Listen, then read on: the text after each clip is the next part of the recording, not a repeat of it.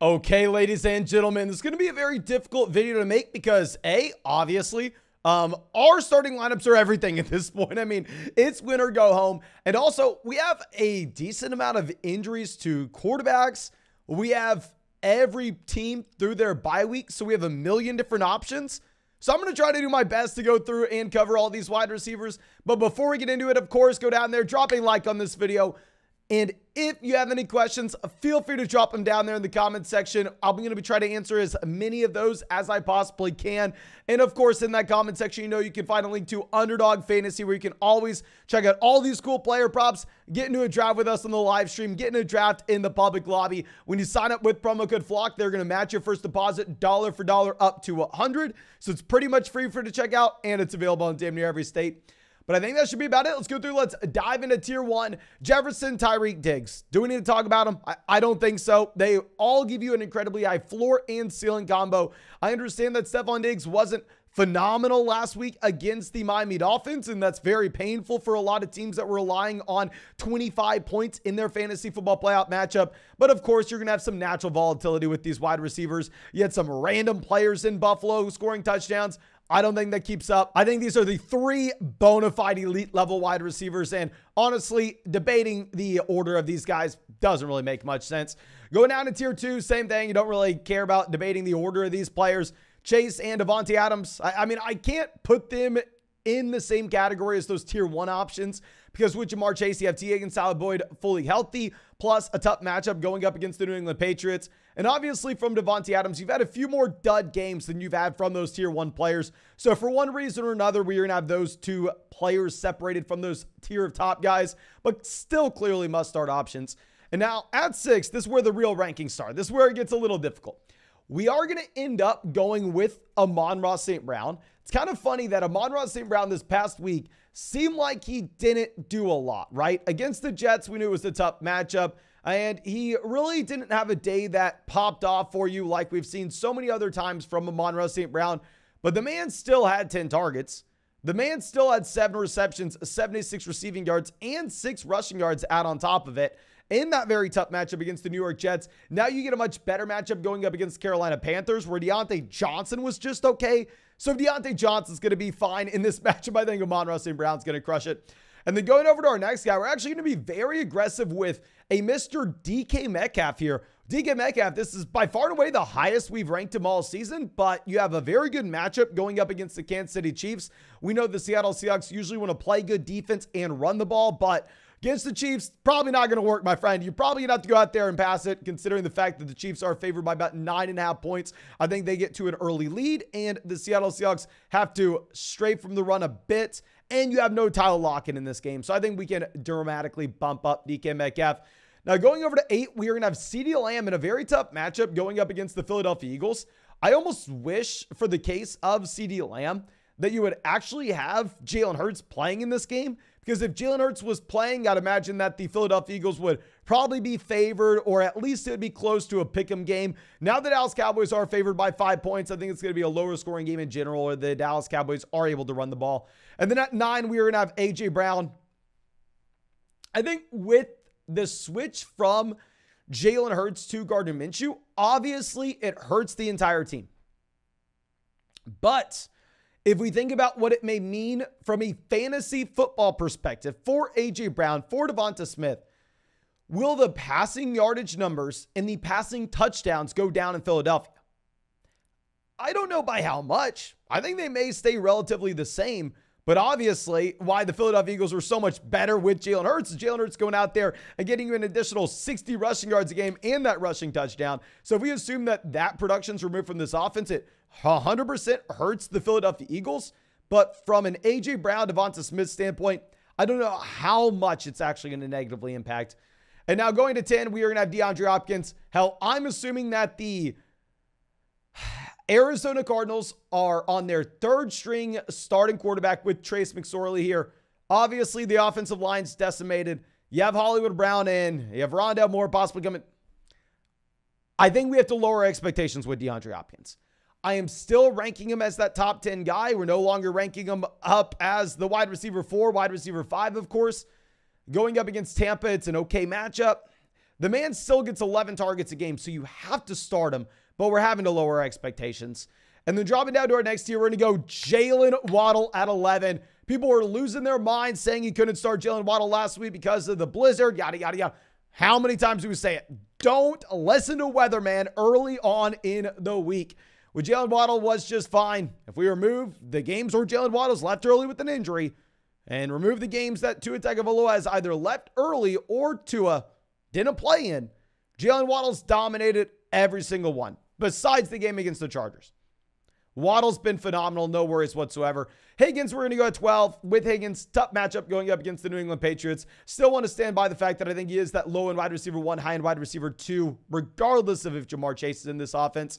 We're going to go Godwin at 13. I mean, with Chris Godwin, it's a very good matchup against the Arizona Cardinals, where right now Tampa's favored by about a touchdown. I mean, I understand that, yes, the Tampa Bay Buccaneers are not close to the team that they've been in previous seasons, but there's still volume here. Tom Brady may have 700 pass attempts this year, something absolutely absurd. Chris Godwin has this past week 8 receptions, 83 receiving yards, and the receiving touchdown. Over the past month, Chris Godwin's averaging over 10 targets per game. He's pretty much averaging 10 targets per game if we remove the first week of the season where he left early with an injury. Godwin's getting the volume and good matchup. And we're going to go Keenan Allen at 14. Keenan Allen, I thought he would crush last week going up against the Titans. Was a very good spot. Still have faith in him. Still think that Justin Herbert should be better going forward. Now, dropping down to our next tier, we're going to go Garrett Wilson at 15. Now, if Garrett Wilson had Mike White under center, he would be higher than this. He would be up in that same tier alongside guys like Jalen Waddle. With Zach Wilson, despite Zach Wilson going for over 300 passing yards this past week, I think we do need to lower expectations. Against the Jacksonville Jaguars, you actually have the Jets favored by about 1 point, depending on the sports book that you're looking at. It's really going to be a pick'em game. Interesting spot for Garrett Wilson against Jacksonville. The man just has been dominating targets and is so damn talented. I don't really care what the quarterback situation's like. And then going over to 16, speaking of the quarterback situation being pretty damn bad, I mean, Amari Cooper in Cleveland, I thought would be crushing it right now. I thought you would have Amari Cooper in Cleveland with Deshaun Watson looking like a top 10 wide receiver. I was confident in that. We were wrong in that. Deshaun Watson looks much worse than we thought he would. The Browns are favored by about 2.5, 3 points in this game, but that's with the assumption the Saints aren't going to be able to move the ball down the field. It is nice that Amari Cooper is playing at home, but he's clearly not the top 10 wide receiver we thought he would be. And then our next two guys, we're going to go with the Jacksonville Jaguars wide receivers. I should probably even put Zay Jones higher than this. Like, if we were going to be realistic with ourselves, Zay Jones has been so freaking good. If we look at the past 5 weeks, 10 targets, 14 targets, 7 targets, 12 targets, 8 targets. He's at 51 targets over the past 5 weeks. The man this past week had 3 touchdowns and a tough matchup against Dallas. I feel like we should honestly put Zay Jones higher than this. For whatever reason, the deep down bias that I have for Zay Jones, wherever this is coming from, is holding me back. We are going to have him as the wide receiver 17, and we're going to have Kirk still as someone you should be starting. I don't love the matchup going up against the Jets, but it is what it is. And then at 19, we are going to go Mike Williams. With Mike Williams, Keenan Allen's the guy who gets the targets. Mike Williams, the guy who stretches NFL defenses, the player that is going to be that jump ball downfield playmaker where, yeah, we should be excited about him from a real life standpoint, but I still do prefer Keenan Allen in that full PPR league. Now, dropping down to our next tier, someone that's taken a step back over the past few months, Chris Olave. I mean, he's given you a decent floor. The issue is just when this offense is so bad and Taysom Hill occasionally steals touchdowns, there's no ceiling with Chris Olave. Like, realistically speaking, what is the ceiling? Going up against Cleveland, a team that can't score, you're a dog in that matchup. It just looks to be a horrendous offense, something I don't really want anything to do with. Olave is a great player. He's the bona fide wide receiver 1 in the offense, though. So for fantasy purposes, we still have to rank him as a wide receiver 2. And then our next guy, I mean, in a bounce back spot last week, we ranked him as that top 24 wide receiver, called him someone you had to start. We're going to do the same thing this week. Mike Evans a week ago against Cincinnati had the 10 targets, had the 5 receptions, had the 83 receiving yards. It's been painful, but at the end of the day with Mike Evans, I think you need to continue to start him. going back to what we were discussing with this Buccaneers offense, and in particular, looking at Tom Brady is going to end the year with over 700 passing attempts. Even if the efficiency is way down, the volume is still there. I think you have to play him. And then at 22, we're going to go Michael Pittman. Michael Pittman, bona fide alpha wide receiver one in his offense, but doesn't matter. Nope. Matt Ryan, trash. Jeff Saturday, trash. Indianapolis Colts, trash. So it doesn't matter too much. You're just getting a target hog that's going to be playing in a very bad offense. Matchup against the Chargers, kind of whatever. And then at 23, we're going to go Brandon Ayuk. So sounds like no Deebo Samuel this week. If Deebo Samuel were to surprise us and play, at that point, you're going to have to move Brandon Ayuk down these rankings. With Ayuk, obviously, wasn't good this past week. But the main issue with the 49ers, we talked about this time and time again, is you just have too many cooks in the kitchen.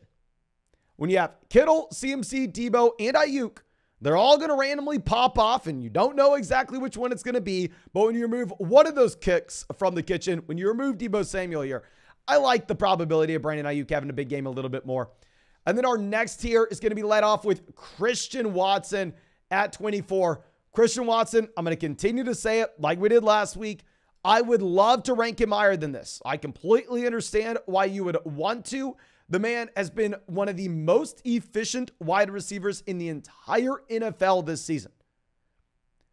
But the most targets Christian Watson has had in a game, it's been 8. The volume's not necessarily there. Romeo Doubs was getting used a week ago. I am really hoping this Green Bay Packers passing offense can take that next step forward. I have Christian Watson in way too many leagues for me to be rooting against him. But I do want to be realistic in that full PPR format where, I mean, if you're not getting the volume, it's hard for me to rank you as that low-end wide receiver one.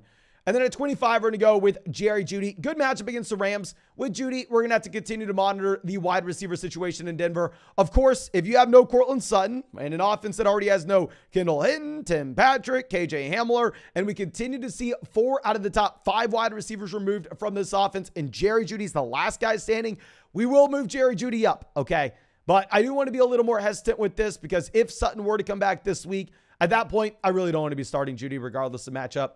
And then at 26, we're going to go with Terry McLaurin. I already know everybody's going to be screaming at us saying, Mason, you're the biggest Terry McLaurin hater on the planet. I hate you because of it. You're an idiot, blah, blah, blah. I've heard it once. I've heard it all before. With Terry McLaurin, my issue is I'm not a believer in the offense. My issue is you still have other players drawing targets here. You have someone like John Dotson popping off last week. And the main issue is you're going up against the 49ers. You're going up against the toughest defense in the NFL. I think we fade the hell out of the Washington Commanders players this week. And then 27, we're going to go to Devonta Smith. Obviously, we already talked about Gardner Minshew's impact on this offense for these receivers.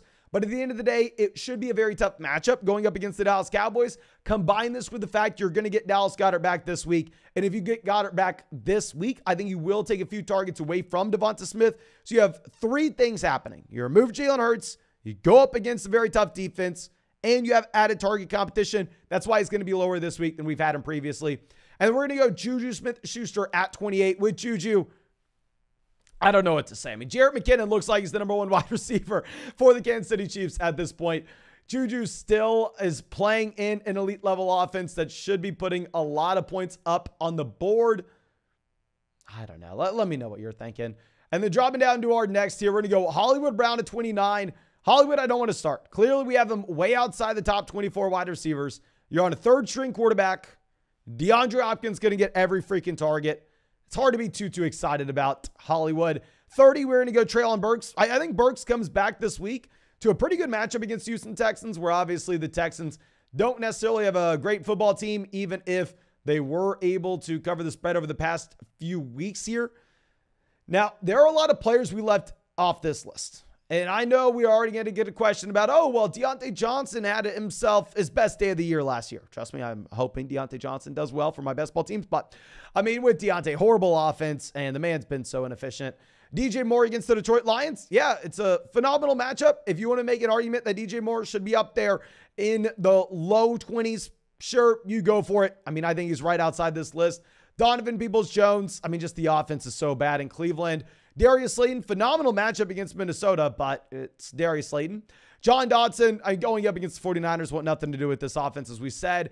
And then Drake London, Desmond Ridder came in. Desmond Ridder showed us that he's not that guy. I don't think we should be too excited about the Atlanta Falcons offense either in that matchup against the Baltimore Ravens. But there are a lot of players that are right outside here. Like I said, I mean, it's very difficult to make these rankings at this time because everybody's through their bye week. I mean, there are so many players that you would like to rank inside the top 24, but a lot of those names are hard to squeeze into that group. I think that's all we got for you, though. If you enjoyed this video, please go down there, drop a like on it. If you want to check out any of these player props, if you want to get in a draft with us on the live stream, get in a best ball draft in the public lobby, you can find a link to Underdog Fantasy in that comment section in the description. When you sign up for Underdog Fantasy and use promo code FLOCK, they're going to match your first deposit dollar for dollar up to $100 and available in damn near every state. Now, I think that's all I got for you. Thank you again for being a part of the flock. I really do hope I get to see you out in the live stream tonight.